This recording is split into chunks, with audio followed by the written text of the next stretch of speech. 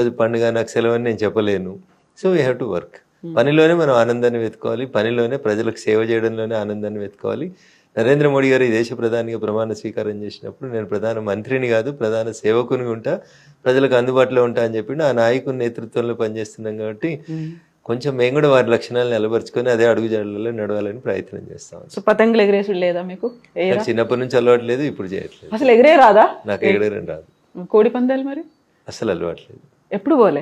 విన్నాను, చూడలేదు. ఎప్పుడు అసలు ఎప్పుడు పార్టిసిపేట్ కూడా చేయలేదు? చూడలేదు అంటుంది. అస్సలు లేదు, చూడనే లేదు అంటే. మరి సినిమాలు చూస్తూ ఉంటాం, ఎప్పుడన్నా సమయం దొరికితే సినిమాలు చూస్తూ ఉంటాం. అంటే ఈ దురందర్లు, హక్కు ఇట్లాంటివేనా? అర్ధరాత్రిలో అపరాత్రిలో ఎప్పుడన్నా ఇంట్లో అవి ఓటీటీలో లేకపోతే ఛానల్స్లోనో, నెట్ఫ్లిక్స్లోనో, ప్రైమ్లోనో, అమెజాన్లోనో ఏదైనా వస్తే చూస్తాను. ఈ మధ్య కాలంలో చూసిన సినిమా అంటే నేను ఎక్కువ చూసేటి అన్ని కొంచెం ఫైటింగ్ సీన్స్ ఎక్కువ ఉండే సినిమా చూస్తాను. నేను ఎక్కువ ఈ మధ్యలో రిపీటెడ్గా చూస్తున్నా, ఎప్పుడు టైం దొరికినా 3-4 సార్లు చూసిన ఒక సినిమా జాట్.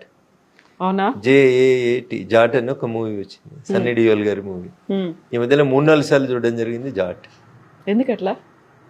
ఒక రకంగా నాకు అట్లాంటివి నచ్చుతాయి. అది ఎందుకంటే అందులో కొత్త రీజన్స్ అంటూ ఏం లేవు. జాట్ చూశాను ఈ మధ్యలో.